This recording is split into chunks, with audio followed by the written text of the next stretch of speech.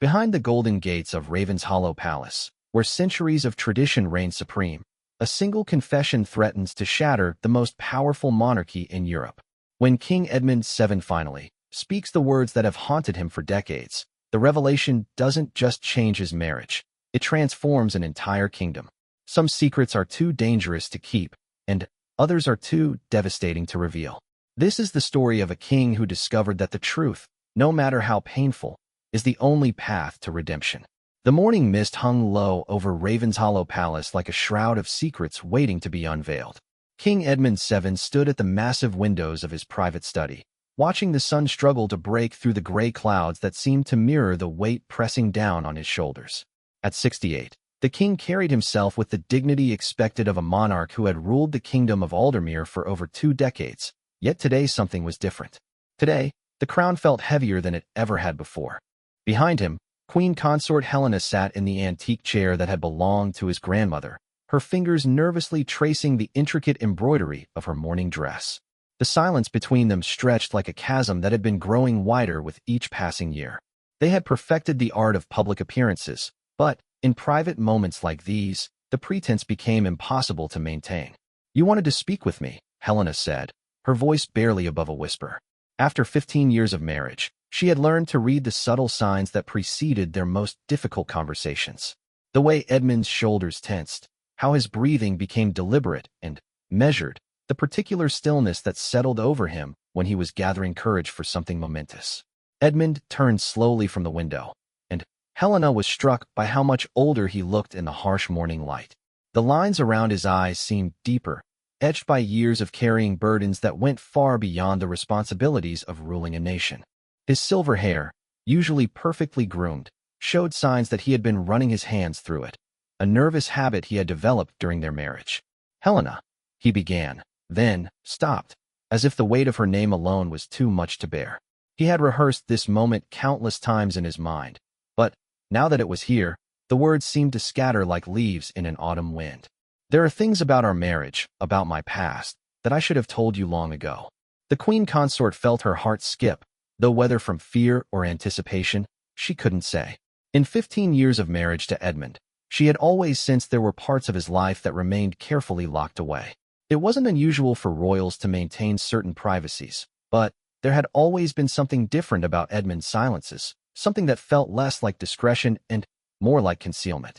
"I've been thinking about our wedding day," Edmund continued, moving away from the window, but not yet sitting down.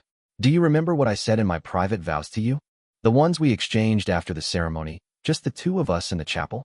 Helena nodded, though the memory felt distant now, colored by years of growing apart. "You said that you would give me your whole heart, that there would be no secrets between us." Her voice caught slightly on the last words, because even then, she had sensed that complete honesty might be more promise than either of them could keep. "I meant those words when I said them," Edmund said, finally, taking a seat across from her. The distance between their chairs seemed vast, though it was only a few feet. "But I realize now that I made that promise while still carrying the weight of something I thought I had buried forever." The clock on the mantel chimed 8 times, marking the beginning of what would become one of the most significant days in the history of the Aldermere monarchy. Neither of them knew it yet, but this conversation would set in motion a series of events that would challenge everything the kingdom understood about duty, love, and the price of keeping secrets. "Before our engagement was announced," Edmund said, "there was someone else. Someone I loved with the kind of passion that poets write about, and that kings are taught to suppress." His voice grew softer, more vulnerable than Helena had ever heard it. Her name was Lady Margaret Thornton. Helena felt the blood drain from her face.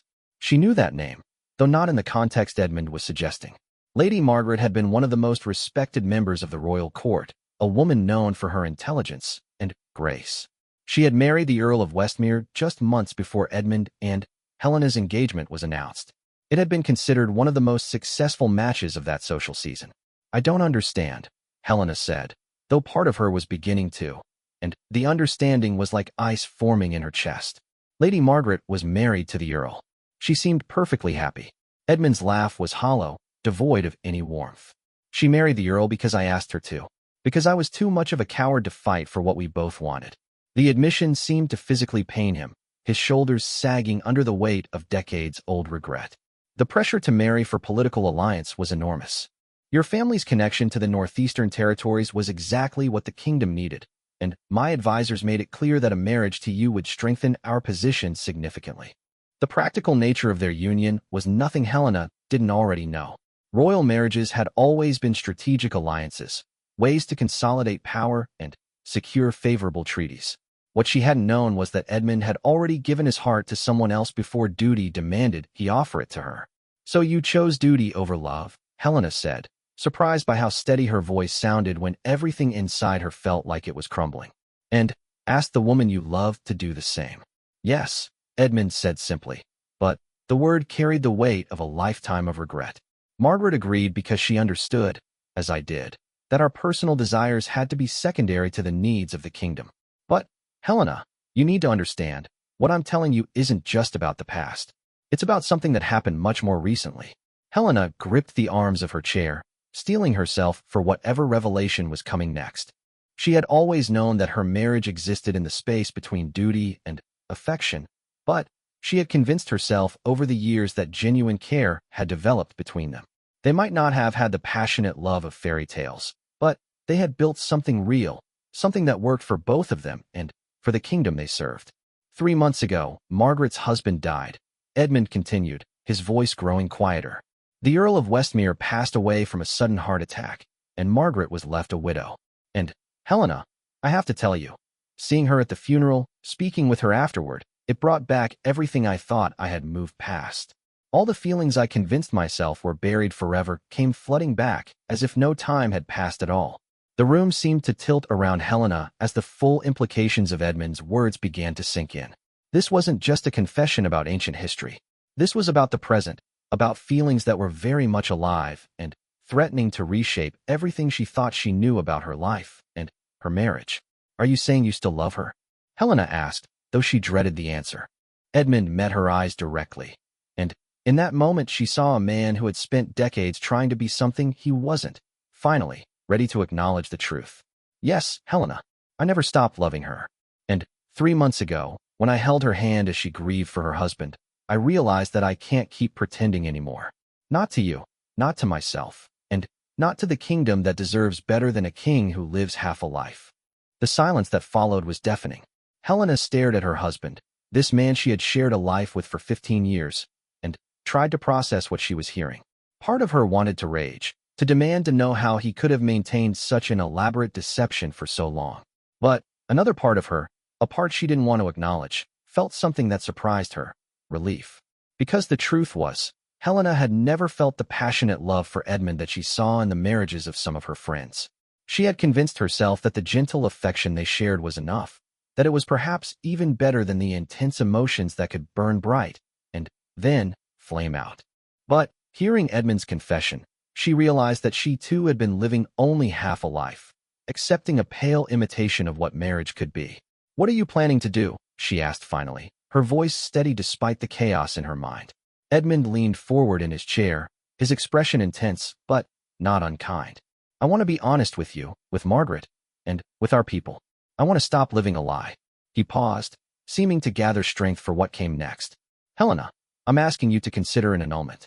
I know how that sounds. I know the complications it would create, but I can't keep living this way. And, more importantly, I don't think you should have to either. The word, annulment, hung in the air between them like a challenge to everything they had built together. Helena thought about the public appearances they had made just last week, smiling and waving to crowds who saw them as the epitome of a successful royal marriage. She thought about the charitable foundations they had established together, the state dinners they had hosted, the careful balance they had struck between public duty and private life. But she also thought about the nights she had lain awake wondering what it would feel like to be truly desired by someone, to be someone's first choice rather than their strategic obligation. She thought about the conversations they had never had, the deeper intimacies they had never shared, the way they had learned to live parallel lives under the same roof. The scandal would be enormous, Helena said, not as an objection but as a statement of fact. An annulment would require us to prove that our marriage was never valid to begin with. The press would tear us apart trying to understand why. I know, Edmund acknowledged. But, Helena, we've both given 15 years of our lives to duty. Don't you think we deserve a chance at something more authentic for whatever time we have left? Helena rose from her chair and walked to the same window where Edmund had been standing when she arrived. The mist was beginning to clear, and she could see the gardens where they had posed for their engagement photos so many years ago. They had looked happy in those pictures, but now she couldn't wondered if anyone looking closely could have seen the careful distance they maintained even then, the way their smiles never quite reached their eyes. "There's something I need to tell you too," Helena said suddenly, surprising herself with the admission. "Something I've never told anyone." Edmund straightened, clearly not expecting the conversation to take this turn. "The night before our wedding, I almost ran away," Helena continued, her back still turned to him. "I was packed and ready to leave for the continent. I had convinced myself that I couldn't go through with marrying someone I barely knew, even if it was expected of me." "What stopped you?" Edmund asked softly. Helena turned to face him, and for the first time in their conversation, she smiled, though it was tinged with sadness. "My mother found me. She came to my room in the middle of the night and saw my packed bags. And do you know what she told me?" Edmund shook his head. "She said that sometimes the greatest love stories aren't about passion, but about two people who choose to build something meaningful together, even when it's not what they initially dreamed of. She convinced me that we could create our own kind of love, something deeper than infatuation." Helena's voice grew softer. "And in some ways, Edmund, I think we have. Just not the kind that either of us really needed." The admission hung between them, and in that moment, both Edmund and Helena recognized that they were having the most honest conversation of their entire marriage. It was painful and frightening, but it was also liberating in a way neither of them had expected. "So what do we do now?" Helena asked, settling back into her chair. "Assuming we decide to pursue this annulment, assuming we're both willing to face the consequences, what happens next?" Edmund had clearly been thinking about this question for weeks, maybe months. "First, we would need to meet with the Archbishop to discuss the grounds for annulment. The Church has very specific requirements, and we would need to prove that some essential element was missing from our marriage from the beginning." "Such as?" Helena prompted. "Lack of full consent could work," Edmund said carefully. "If we can demonstrate that one or both of us entered the marriage under duress or without complete understanding of what we were agreeing to, the Church might consider that grounds for nullification." Helena considered this. She had certainly felt pressured into the marriage by family expectations and political necessity, but proving that in a way the Church would accept would be challenging. "What about Lady Margaret? Have you spoken with her about any of this?" "Not yet," Edmund admitted. "I wanted to have this conversation with you first. I owed you that much honesty before I involved anyone else in this situation. But, Helena, I need you to know, even if Margaret doesn't feel the same way I do, even if she's not interested in pursuing a relationship after all these years, I still don't think I can continue our marriage as it is. The conversation with her made me realize how much of myself I've been suppressing, and I don't think that's fair to either of us." Helena nodded slowly, understanding what Edmund was really saying. This wasn't just about his feelings for Lady Margaret. It was about his need to live authentically, to stop pretending to be satisfied with a life that felt like an elaborate performance. "I'll need time to think about all of this," Helena said finally. "To consider what an annulment would mean for me personally, not just for the kingdom." "Of course," Edmund agreed immediately. "Take all the time you need. But, Helena, I want you to know that whatever you decide, I will make sure you're taken care of. Your position, your security, your future, none of that has to change dramatically just because our marriage does." Helena almost smiled at the irony of his reassurance. Here he was, asking her to dissolve their marriage, and he was still thinking like a king, trying to ensure that everyone affected by his decisions would be protected. It was both admirable and frustrating, this instinct of his to manage the fallout of difficult choices. "There's one more thing we need to consider," Helena said, her tone becoming more serious. "If we pursue an annulment, it won't just affect us. It will affect the entire royal succession. Any future marriage you might enter would need to be approved by Parliament, and there would be enormous pressure for you to produce an heir quickly." Edmund's expression grew somber as he considered this point. At 68, the question of succession was already a source of ongoing political discussion.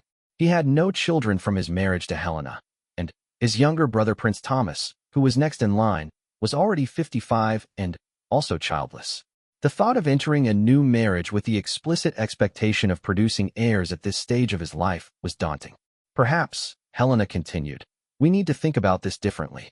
Maybe there's a way to address your need for authenticity without necessarily dissolving our marriage entirely."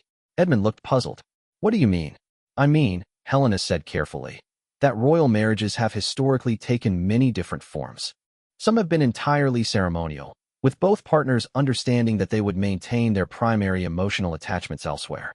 Others have evolved over time from political alliances into genuine partnerships of a different sort. She paused, gathering her thoughts before continuing. What if instead of an annulment, we simply renegotiated the terms of our marriage? What if we found a way to be honest about what we both need while still maintaining the stability that the kingdom requires? Edmund stared at her, clearly not having considered this possibility. You would be willing to stay married to me knowing that I'm in love with someone else? I would be willing to stay married to you if it meant we could both be honest about who we are and what we need, Helena corrected.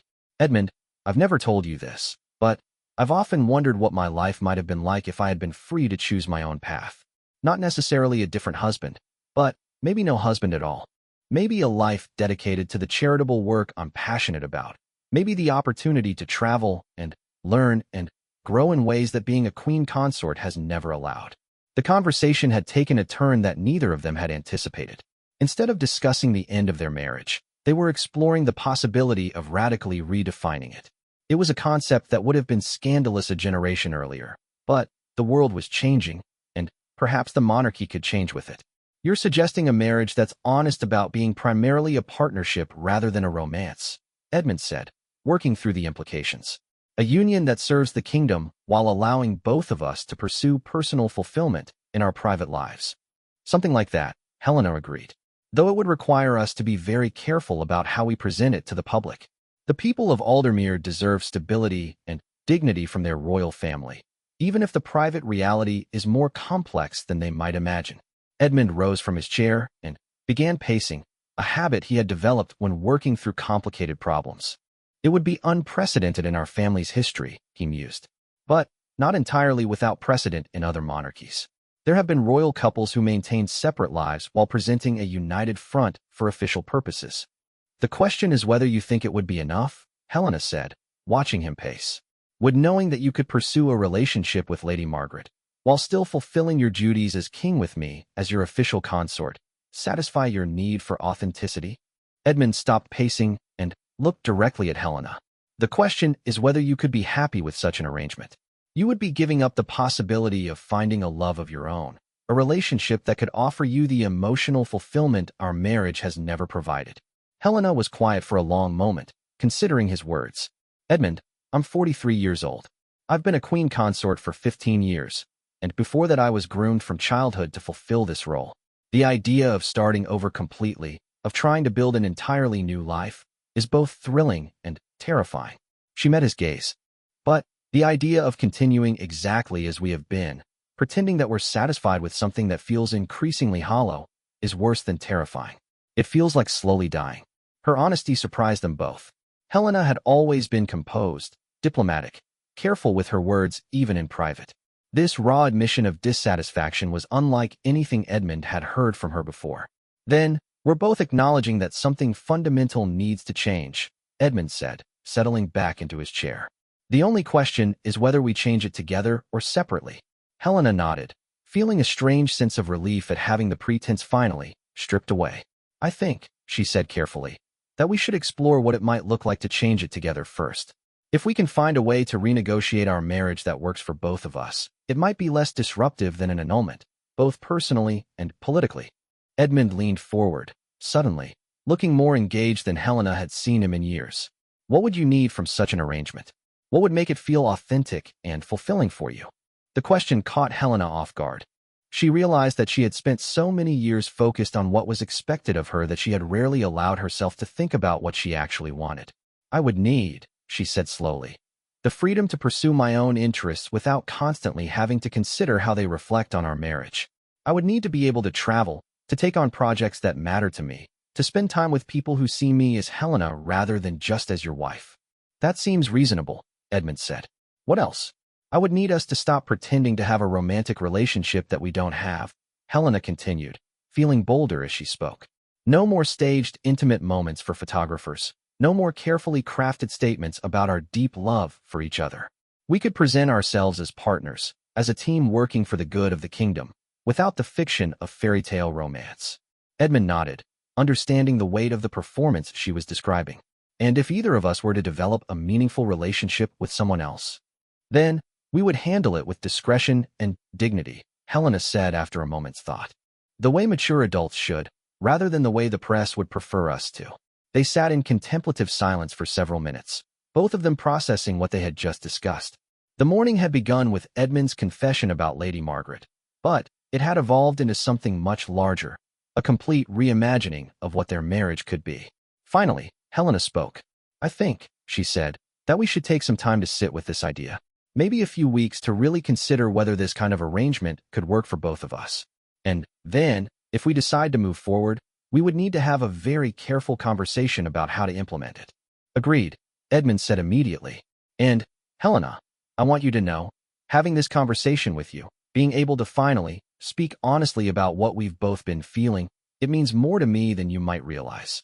Even if we ultimately decide that an annulment is the best path forward, I'm grateful that we've finally been able to talk openly about our situation. Helena smiled, and, for the first time in years, it felt completely genuine. I'm grateful too, Edmund. I think we both needed to admit that we deserve more than we've been accepting, whether we find it together or apart.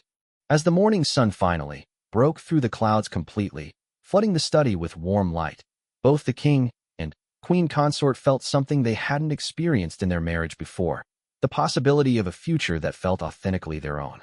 3 weeks had passed since the conversation that had fundamentally altered everything between King Edmund and Queen Consort Helena, and the atmosphere in Ravenshollow Palace had shifted in ways both subtle and profound. The staff, who had grown accustomed to the careful politeness that had characterized the royal couple's interactions, noticed that something had changed. There was a new energy between the king and queen, not romantic exactly, but more honest and direct than anyone could remember seeing before. Helena stood in her private sitting room, reviewing the proposal that her personal secretary had prepared regarding her upcoming solo trip to visit the charitable foundations in the Northern Territories.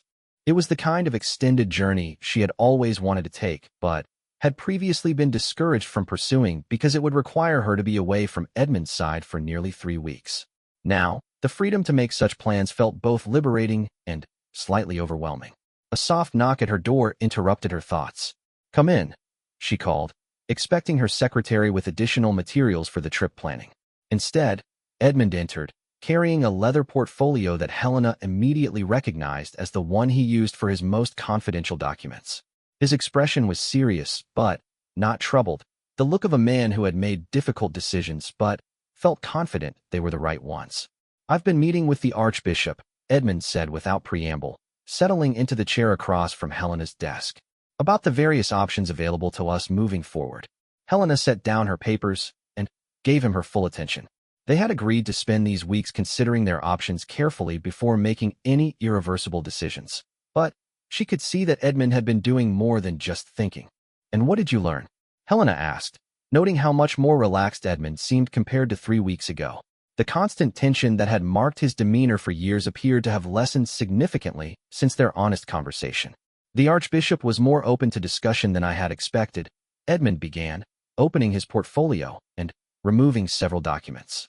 "I explained our situation in general terms, without going into specific details, and he acknowledged that the Church has become more flexible in recent decades about the various forms that Christian marriage can take." Helena raised an eyebrow. Meaning that if we were to approach our marriage as a committed partnership focused on mutual respect and shared service to the kingdom, with an understanding that romantic fulfillment might be found elsewhere for both of us, the Church would not necessarily see that as incompatible with our marriage vows. Edmund paused, seeming to choose his words carefully. "The Archbishop's position is that marriage is fundamentally about commitment and partnership, and that while romantic love is beautiful, it is not the only foundation upon which a valid marriage can be built." Helena felt a mixture of surprise and relief at this news. She had expected the Church to be much more rigid about the traditional expectations of royal marriage. Did he understand that this might involve us having relationships with other people? Edmund nodded. He was quite clear that discretion would be essential, and that any such relationships would need to be conducted with dignity and respect for the institution of marriage. But he also acknowledged that royal marriages have always existed in a complex space between personal and political considerations. "What about the political implications?" Helena asked. Have you spoken with your advisors about any of this? Edmund's expression grew more cautious. I've had preliminary conversations with Sir Thomas Beaumont, he said, referring to his most trusted political advisor. Without revealing the personal details, I've explored the concept of a royal marriage that focuses more on partnership and service than on traditional romantic presentation. Helena waited for him to continue, sensing there was more to this story. Sir Thomas was initially concerned about public perception, Edmund admitted. But when I pointed out that the public has been increasingly critical of what they see as the artificial nature of many royal relationships, he began to see the potential advantages of a more authentic approach. Such as, authenticity is becoming more valued in all aspects of public life, Edmund explained. People are tired of carefully scripted royal appearances that feel more like theater than reality. If we could present ourselves as two people who genuinely respect and care for each other while working together for the common good, without pretending to be something we're not, it might actually strengthen public support for the monarchy. Helena considered this perspective. It was true that public attitudes toward the royal family had been evolving, with younger generations particularly critical of what they saw as outdated traditions and false presentations. Perhaps there was room for a more honest approach to royal marriage. There's something else, Edmund continued, and Helena could see that he was approaching the most difficult part of the conversation. I've spoken with Margaret. Helena felt her pulse quicken, though she wasn't sure whether from anxiety or curiosity. And Edmund's expression softened in a way that Helena had rarely seen during their marriage. She was surprised to hear from me, of course. We hadn't spoken privately since her husband's funeral. But, Helena, when I explained what I was considering, what we had discussed about potentially restructuring our marriage, her response was not what I had expected. What did she say? She told me that she had loved me deeply all those years ago, but that the woman she is now, after 20 years of marriage to someone else, is very different from the woman I fell in love with. Edmund paused, and Helena could see that this conversation had been both emotionally significant and somewhat disappointing for him. She said that while she would always care for me, she wasn't sure that trying to recapture something from our youth would be wise or fair to any of us. Helena studied Edmund's face, trying to understand how he felt about Margaret's response. How do you feel about that? Surprised, Edmund said honestly. And humbled. I had built up in my mind this idea that if we could just be honest about our feelings, everything would fall into place the way it was supposed to 20 years ago.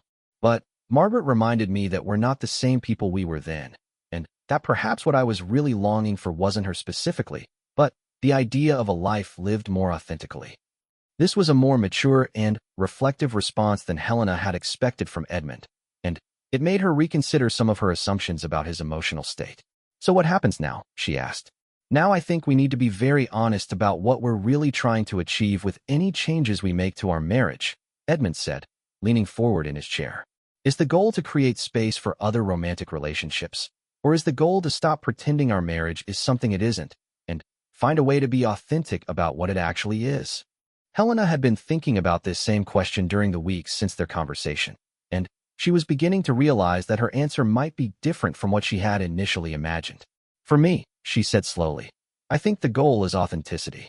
I want to stop feeling like I'm performing a role that doesn't fit who I actually am, even if that means giving up the possibility of finding romantic love elsewhere. Edmund asked.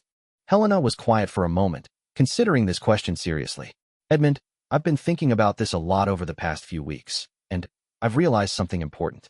The reason our marriage has felt so hollow isn't necessarily because we don't love each other romantically. It's because we've never been honest with each other about who we actually are and what we actually need. Edmund looked intrigued. What do you mean? I mean that we've spent 15 years trying to fit into predetermined roles rather than discovering what kind of partnership we could create based on who we actually are. Helena rose from her chair and moved to the window, looking out at the gardens where she spent many of her most peaceful moments. What if the solution isn't to change the structure of our marriage, but to finally allow ourselves to be genuine within it? This perspective seemed to catch Edmund off guard. You're suggesting that we could find fulfillment in our marriage by being more honest about our individual needs and personalities? I'm suggesting that we've never actually tried to be married to each other as real people rather than as the roles we were expected to play, Helena clarified. We've been so focused on what a king and queen consort should be that we've never explored what Edmund and Helena could be together. Edmund joined her at the window, and for the first time in years, they stood side by side without the careful distance they usually maintained. What would that look like in practice? Helena turned to face him, and, when she spoke, her voice carried a conviction that surprised them both. It would mean you could tell me when you're struggling with the weight of your responsibilities instead of always having to appear completely confident. It would mean I could share my opinions about political matters without worrying about whether they align perfectly with yours. It would mean we could disagree about things without it being a crisis, and support each other without it having to look like fairy tale romance. Edmund stared at her, and Helena could see that she was describing a kind of relationship he had never really considered possible within the constraints of royal marriage. You're talking about an actual friendship, he said quietly. I'm talking about an actual partnership, Helena corrected. Between two people who respect each other's intelligence and character, who share important values and goals, and who have chosen to build a life together based on something more substantial than either romantic infatuation or political convenience. They stood in comfortable silence for several minutes, both of them processing this new way of thinking about their relationship. Finally, Edmund spoke. Helena, I owe you an apology, he said, his voice carrying a gravity that made her pay close attention.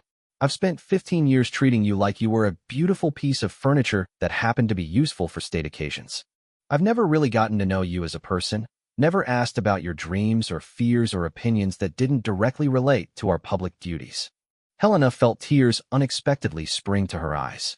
And I've spent 15 years trying to be the perfect queen consort instead of trying to be a good partner to you personally. I've been so focused on not disappointing anyone that I never really brought my authentic self to our marriage. What if we started over? Edmund asked suddenly. Not with a different structure or different expectations, but with honesty about who we actually are. Helena smiled, and this time the expression felt completely natural. I'd like that. Though I should warn you, the real Helena has opinions about everything, and isn't nearly as diplomatically minded as the version you've been living with. Edmund laughed, and Helena realized it was the first time she had heard him laugh genuinely in years. Good, he said, because the real Edmund has doubts and fears and gets excited about historical research that has absolutely nothing to do with statecraft. Historical research? Helena asked, genuinely curious. This was the first personal detail Edmund had ever shared with her outside of their official duties. Edmund looked slightly embarrassed.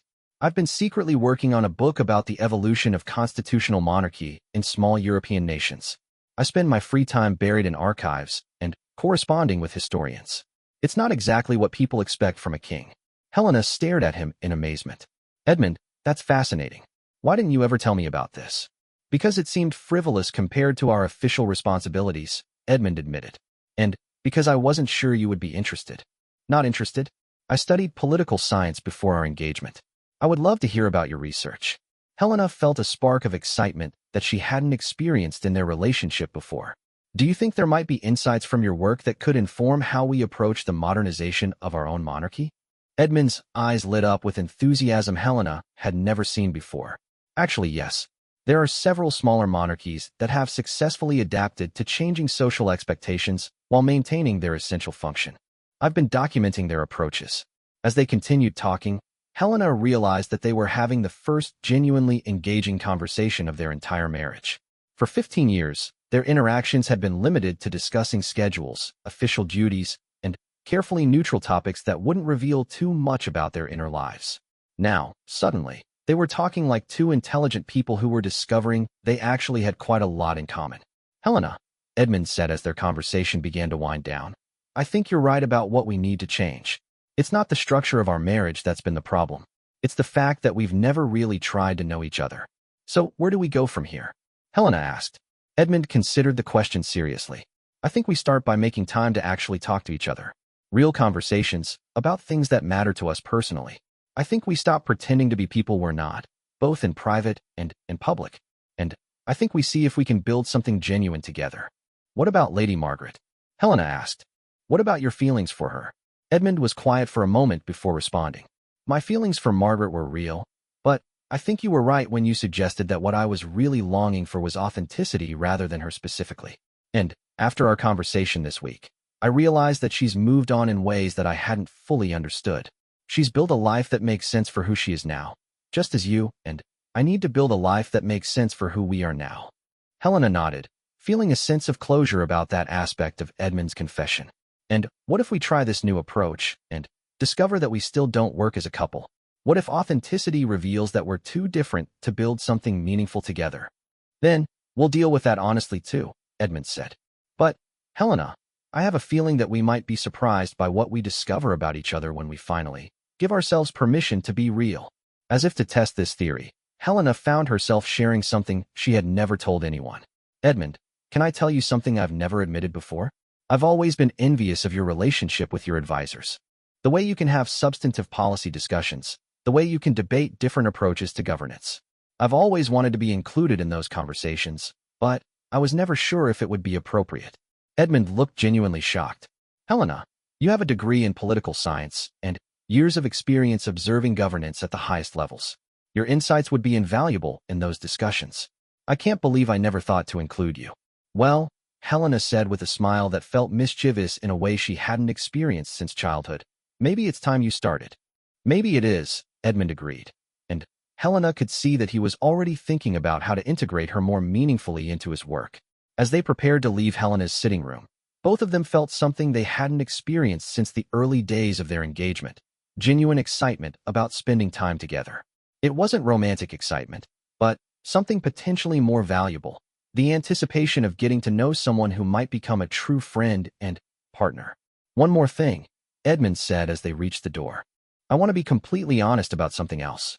These past 3 weeks, since we started having real conversations with each other, I've been happier than I've been in years.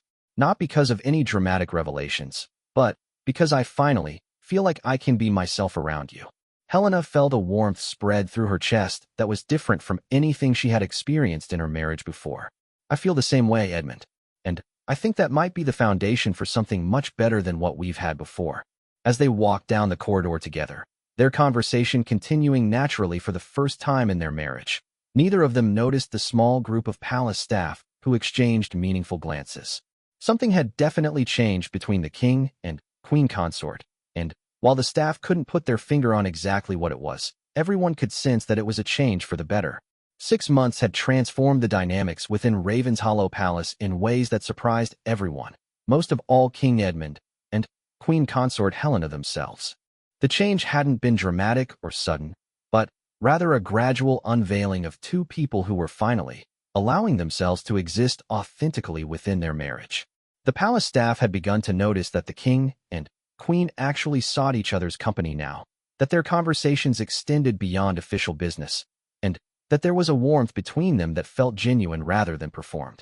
Helena was in the blue drawing room, reviewing correspondence from various charitable organizations she supported, when Edmund appeared in the doorway carrying 2 cups of tea and wearing an expression she had come to recognize over the past few months. The particular look he got when he had been thinking through a complex problem and had reached some kind of resolution. I've been thinking about the conversation we had last week, Edmund said, settling into the chair beside her rather than across from her, a small change in their seating arrangement that reflected the larger shift in their relationship. About the state visit from the Prime Minister of Valdoran next month. Helena set aside her letters and accepted the cup of tea gratefully. Over the past 6 months, Edmund had begun incorporating small gestures of consideration into their daily routines, bringing her tea when he was making some for himself, asking about her schedule before finalizing his own, checking to see if she needed anything when he was meeting with staff about various matters. None of these actions were grand or dramatic, but collectively they had created an atmosphere of mutual care that had been entirely absent from their marriage before. You mean about including me in the substantive policy discussions rather than limiting my involvement to the ceremonial aspects? Helena asked, settling back in her chair with her tea. Exactly. I've been discussing it with Sir Thomas and the rest of my advisors, and there's unanimous agreement that your insights would be valuable to those conversations. Edmund paused, and Helena could see that there was more to this than he had initially revealed. But there's another dimension to this that I want to discuss with you. Helena waited, having learned over the past months that Edmund often needed a moment to organize his thoughts when discussing more complex matters. The trade agreement that Valdoran is proposing has implications that extend beyond simple economic considerations, Edmund continued. There are environmental factors, labor issues, and questions about how the agreement would affect our relationships with other regional partners. These are exactly the kinds of multifaceted policy challenges where your perspective would be most helpful. Helena felt a familiar spark of intellectual excitement. Have you received their preliminary proposals yet? I'd love to review them before the meetings begin. I was hoping you'd say that, Edmund said, pulling a leather portfolio from beside his chair. I've had copies prepared for you, along with background materials from our economic and environmental advisors. But, Helena, there's something else I want to propose. Helena accepted the portfolio, already eager to dive into the materials, but gave Edmund her attention. What is it? I want you to lead the environmental impact assessment portion of our discussions with Valdoran, Edmund said, his tone indicating that this was not a casual suggestion. Your work with the Conservation Foundations has given you more practical experience with environmental policy than anyone else on my advisory team, and I think Valdoran would benefit from hearing your perspective directly. Helena stared at him, momentarily speechless. In 15 years of marriage, Edmund had never suggested that she take a leadership role in any substantive policy discussion. Her involvement in royal duties had always been carefully circumscribed, limited to ceremonial functions and charitable work that, while meaningful, was considered separate from the serious business of governance. You're serious about this, Helena said, though it was more a statement than a question. Completely serious, Edmund confirmed. Helena, over the past few months, as we've gotten to know each other more authentically, I've been continually impressed by your analytical abilities and your grasp of complex policy issues. I think I've been underutilizing your capabilities for our entire marriage, and that's been a disservice both to you and to the kingdom. Helena felt a rush of emotion that she struggled to categorize. It was partly gratitude, partly validation, and partly excitement about the possibility of contributing to governance in a way that had always interested her, but seemed forever out of reach. What would leading that assessment involve? She asked, already mentally organizing her approach to the environmental questions. You would review all the environmental impact studies, consult with our environmental advisors, and any outside experts you think would be helpful, and then present your findings directly to the Valdoran delegation during our formal meetings. Edmund's expression grew more serious. Helena, this wouldn't just be a token role. Your assessment could significantly influence whether we move forward with this trade agreement. The magnitude of what Edmund was proposing began to sink in. This was real policy work with real consequences, the kind of meaningful contribution to governance that Helena had always wanted to make, but had never imagined would be possible within the constraints of her role as queen consort. There's one more thing, Edmund continued, and Helena could see that he was approaching the most important part of their conversation. The success of this approach, with you taking a substantive leadership role in policy discussions, could set a precedent for how we handle similar situations in the future. If it goes well, it could fundamentally change how the monarchy operates. Helena understood immediately what Edmund was suggesting. This wasn't just about one trade agreement or one environmental assessment. This was about proving that the monarchy could evolve to make better use of everyone's capabilities, including those of the queen consort. Edmund, Helena said carefully, are you proposing this because you think it's good policy, or because you're trying to find ways to make our marriage more fulfilling for me? It was a direct question, but Helena had learned that their relationship worked best when they were completely honest with each other about their motivations and concerns. Edmund considered her question seriously before responding. Both, he said finally.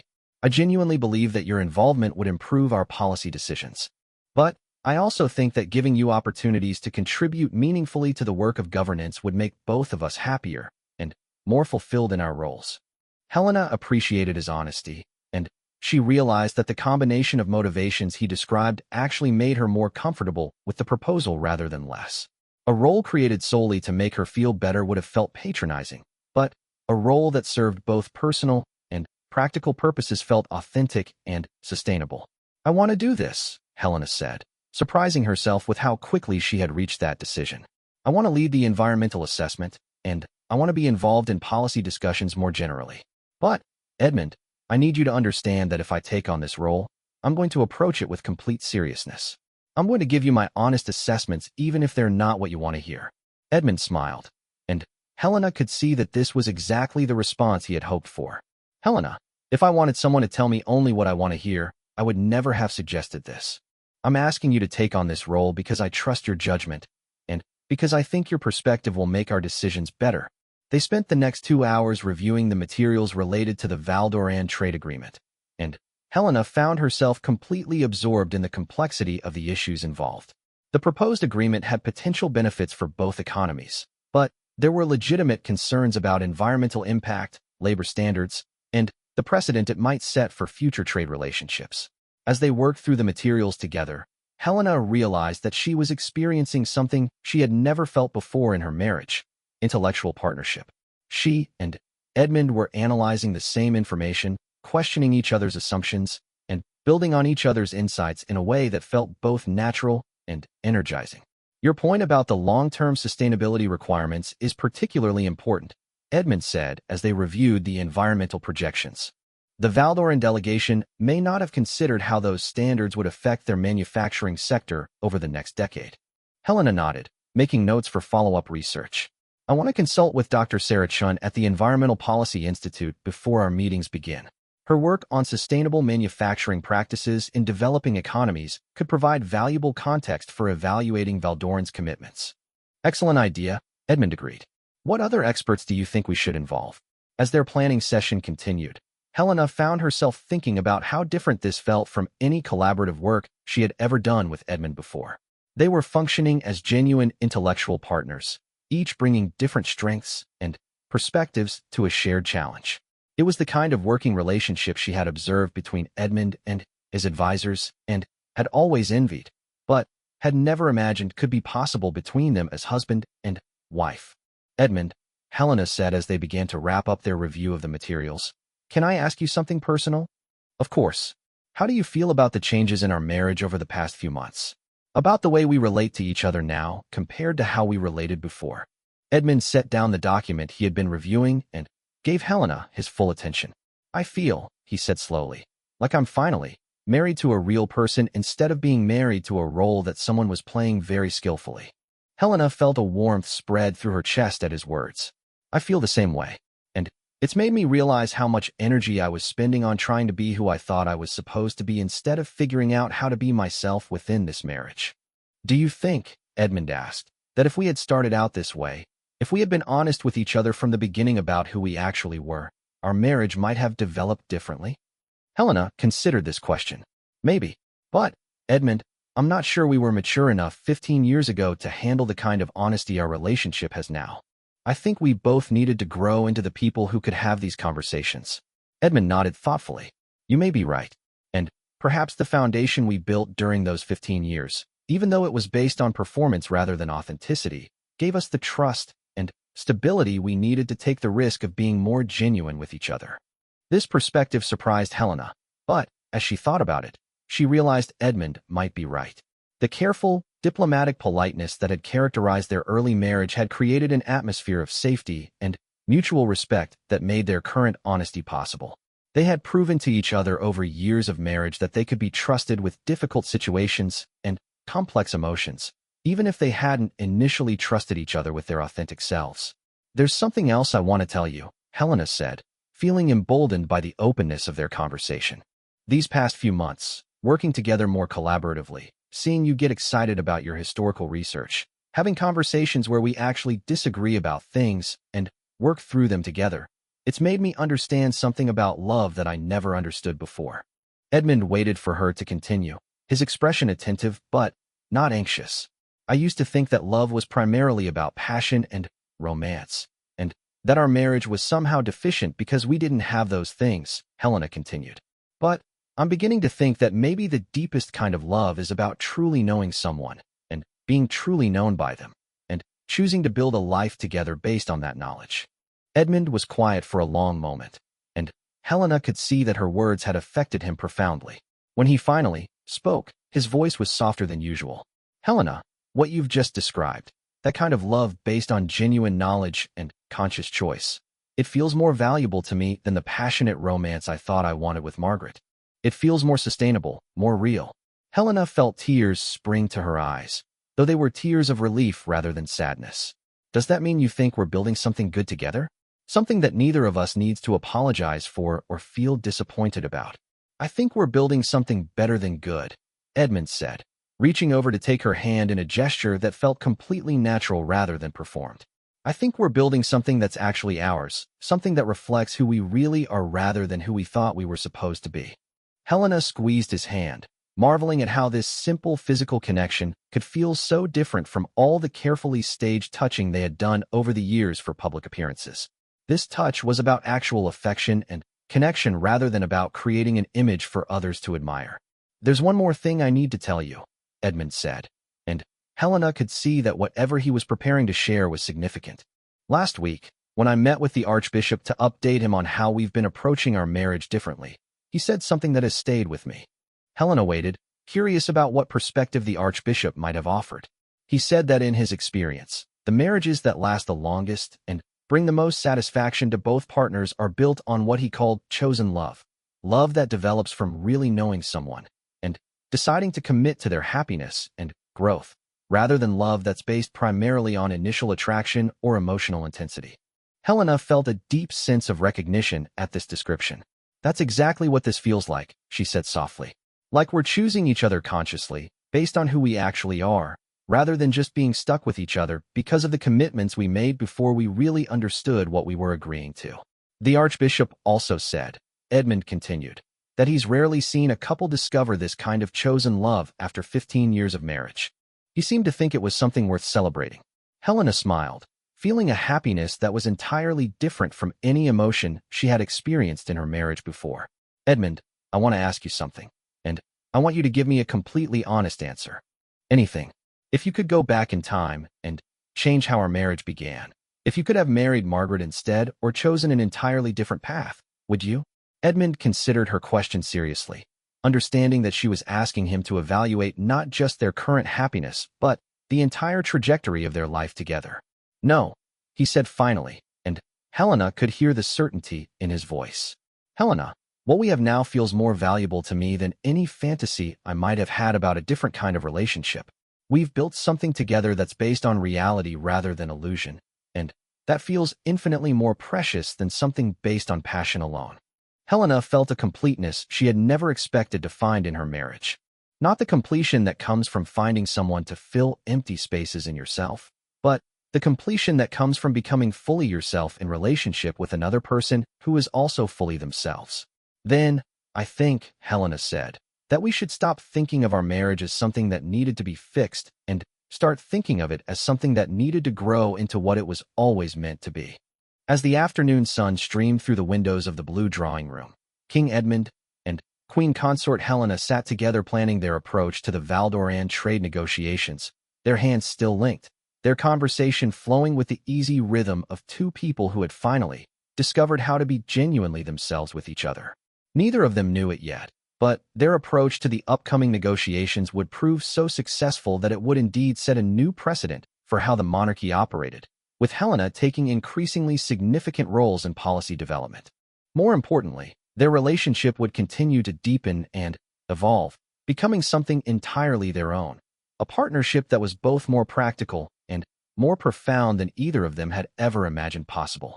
1 year after the conversation that had initiated their journey toward authenticity, King Edmund and Queen Consort Helena found themselves facing their most significant public test as a redefined couple.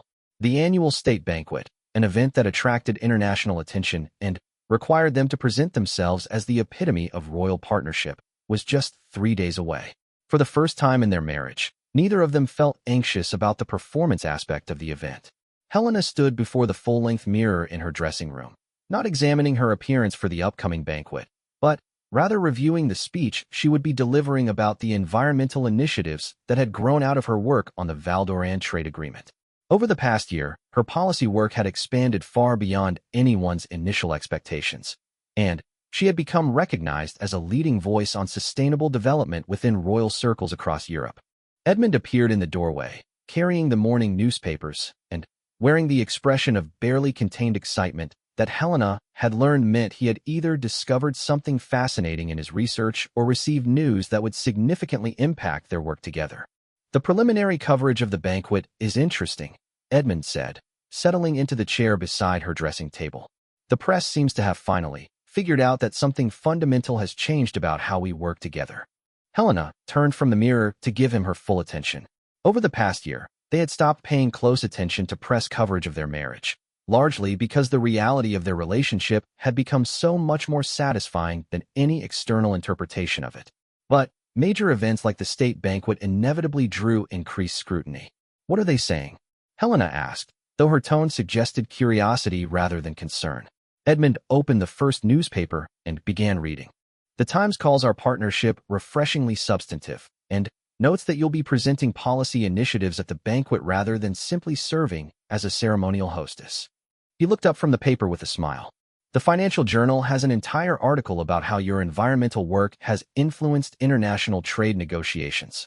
Helena felt a glow of satisfaction at this recognition, not because she craved public approval, but because it suggested that their new approach to royal marriage was being understood and appreciated rather than criticized or misinterpreted. What about the more traditional royal watchers? Helena asked. Are we getting pushback from people who preferred the old version of royal marriage? Edmund flipped to another section of the newspaper. Some, but less than we might have expected. The Royal Heritage Society issued a statement expressing concern about departures from traditional protocols, but even they acknowledge that your policy work has been impressively thorough and beneficial to the kingdom. Helena laughed at the grudging nature of this praise. I suppose that's progress. What about the international response? That's actually the most interesting development, Edmund said, his excitement becoming more apparent.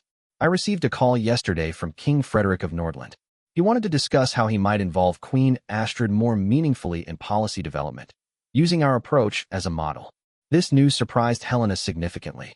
King Frederick and Queen Astrid had always been presented as having an ideal royal marriage, one based on genuine romantic love that had somehow managed to flourish within the constraints of royal duty. The idea that they might want to emulate the policy partnership that she and Edmund had developed suggested that even apparently successful royal marriages could benefit from greater authenticity and collaboration. What did you tell him? Helena asked.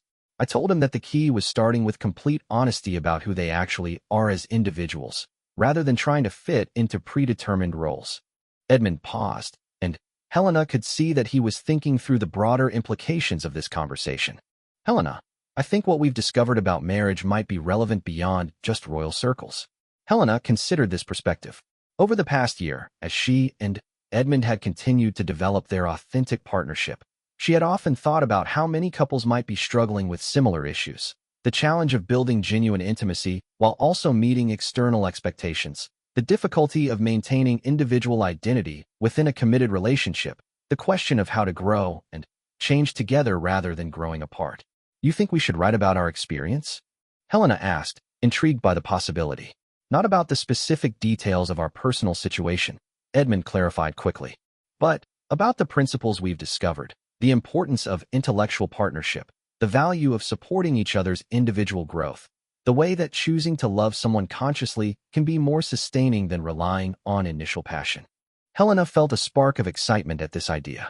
We could collaborate on something that combines your historical research about the evolution of marriage as an institution with my practical experience working with couples through the charitable foundations.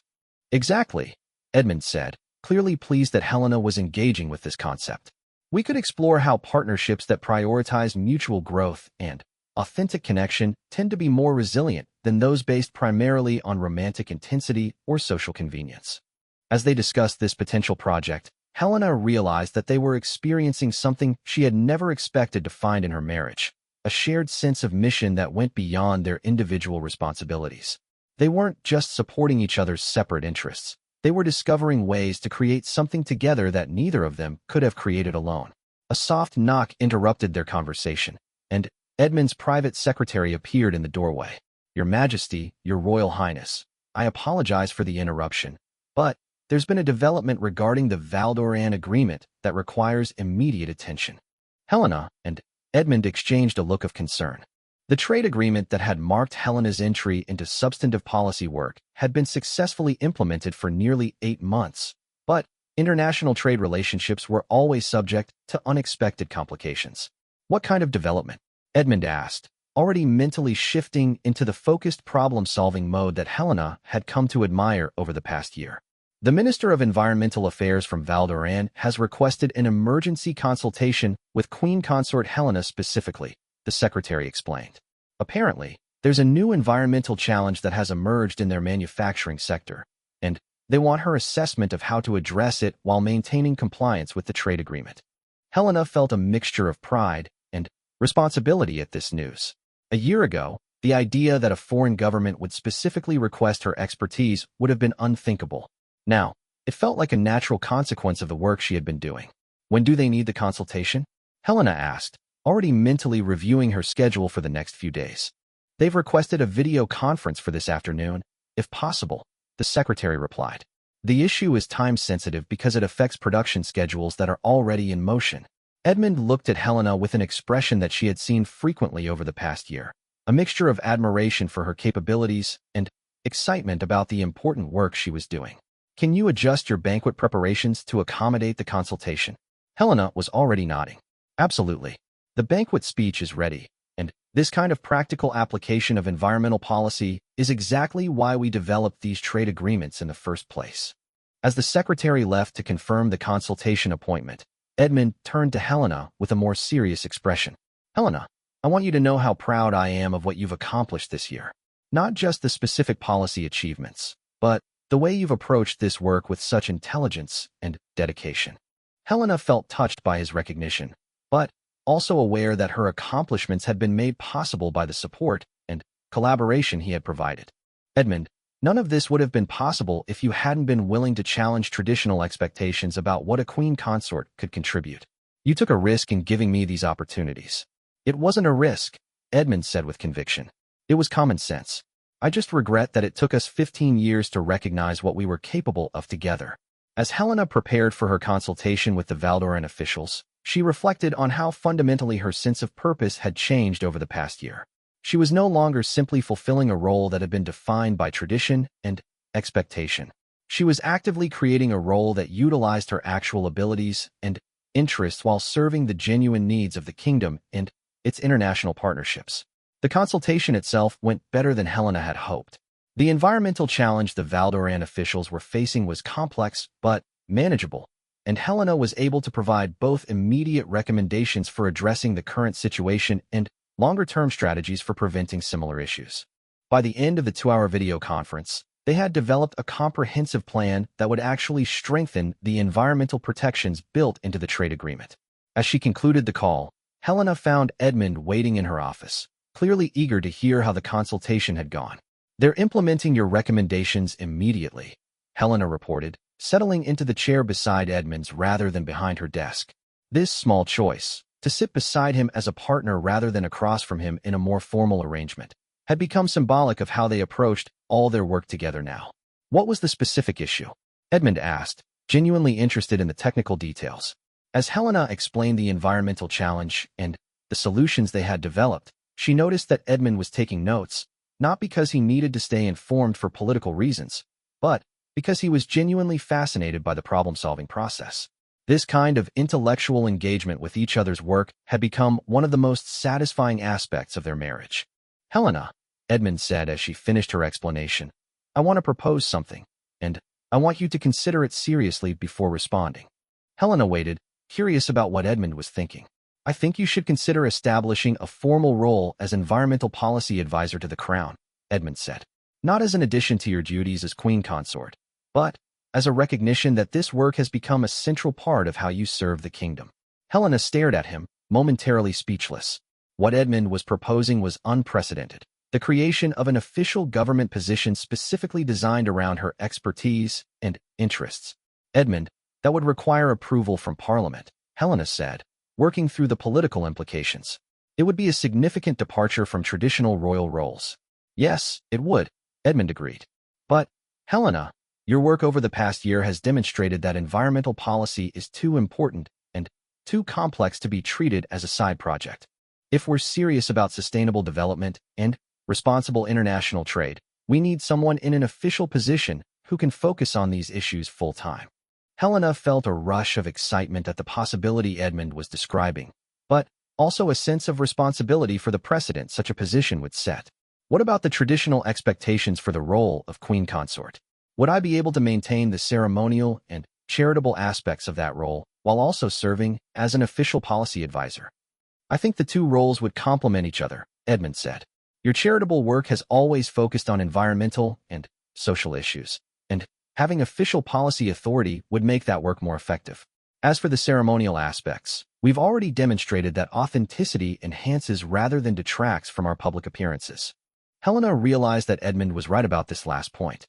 Over the past year, as they had become more genuine in their public interactions, focusing on their actual partnership rather than performing a version of romance, public response to their joint appearances had become increasingly positive. People seemed to respond well to seeing a royal couple who obviously respected and enjoyed working with each other, even if their relationship didn't fit traditional romantic expectations. I want to think about this carefully, Helena said. Creating an official policy role would be a significant step, and I want to make sure I'm prepared to handle both the responsibilities and the scrutiny that would come with it. Of course, Edmund agreed immediately. Take all the time you need. But, Helena, I want you to know that from my perspective, you've already proven that you can handle complex policy work at the highest levels. Making it official would just recognize what you're already doing. As they prepared to leave Helena's office and return to their preparations for the state banquet, Helena felt a profound sense of possibility about her future. Not just the immediate possibility of the policy role Edmund had proposed, but the broader possibility of continuing to grow and evolve within their marriage rather than feeling constrained by it. Edmund, Helena said as they walked down the corridor together.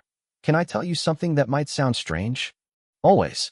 This year, discovering who we actually are together, building this partnership based on our real interests and abilities, it's made me fall in love with our marriage in a way I never expected.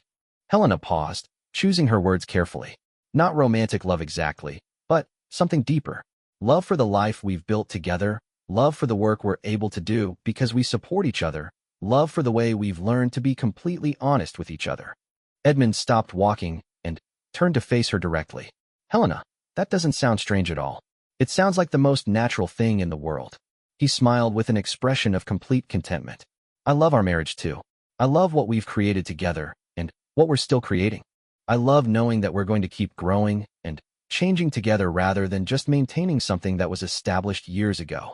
As they continued walking toward the main reception hall, where final preparations for the state banquet were underway, Helena realized that she was looking forward to the event in a way she never had before. Not because she was excited about the ceremony or the social aspects, but because she was excited to share their work with international guests who would understand and appreciate the policy initiatives they had developed together. The state banquet would indeed be a success that exceeded all their expectations. Helena's presentation of their environmental initiatives would receive international recognition, leading to invitations for collaboration from environmental organizations across Europe. More importantly, the genuine partnership that she and Edmund displayed throughout the event would spark conversations in royal circles about the evolution of monarchy in the modern world. But, as they prepared for that public success, the most significant achievement had already been accomplished in private. Two people who had discovered how to build a marriage that honored both their individual authenticity and their commitment to something larger than themselves. 5 years had passed since the morning when King Edmund first confessed his feelings for Lady Margaret, setting in motion a transformation that neither he nor Queen Consort Helena could have predicted. Now, as they sat in Edmund's private study on a quiet Sunday morning, reviewing the draft of the book they had written together about partnership and authentic love, both of them marveled at the journey that had brought them to this moment. Helena, now officially serving as environmental policy advisor to the Crown, a position that had been unanimously approved by Parliament 3 years earlier, was reviewing the chapter they had written about the intersection of personal growth and committed partnership. Edmund, whose historical research had evolved into a broader study of how institutions adapt to changing social expectations, was making final notes on their conclusion. The book, titled Chosen Love, Building Authentic Partnership in a Complex World, had grown out of the conversations they had been having about their own experience and their observations of other couples who had found ways to create marriages based on genuine compatibility rather than social expectation or initial romantic intensity.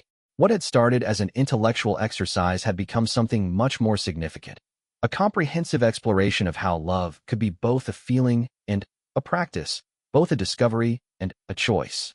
I think we should include more about the role of intellectual companionship, Helena said, looking up from her review of the chapter. The research we cited supports our observation that couples who engage in substantive conversations about ideas and goals tend to report higher levels of satisfaction over time. Edmund nodded, making a note about this suggestion.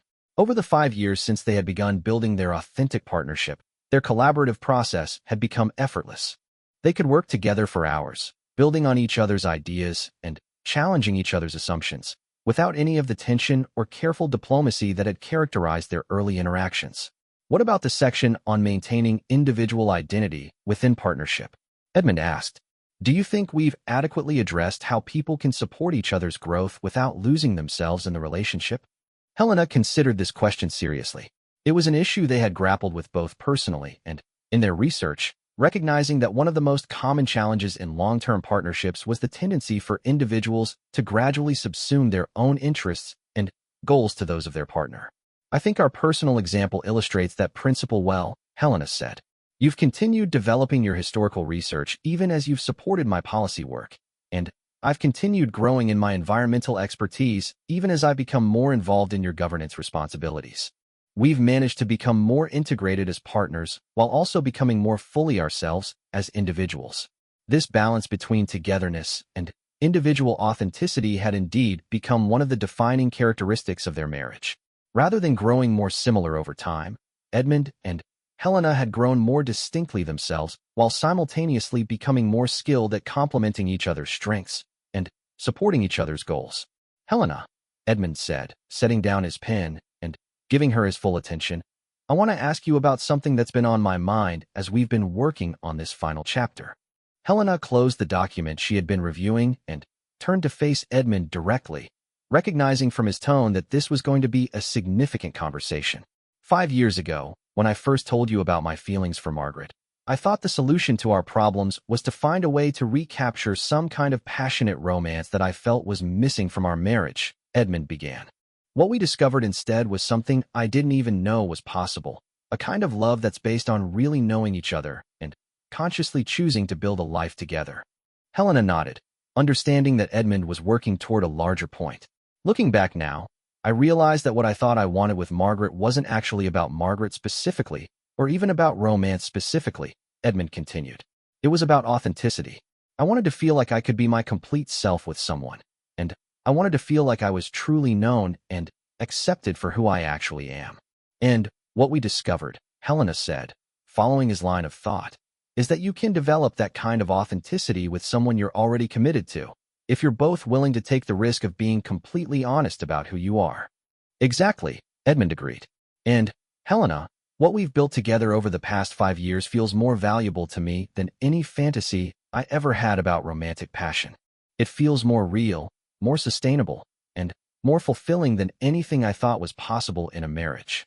Helena felt a warmth spread through her chest at Edmund's words, not because they were flattering, but because they reflected exactly how she felt about their relationship. Edmund, can I tell you something I've never told you before? Always.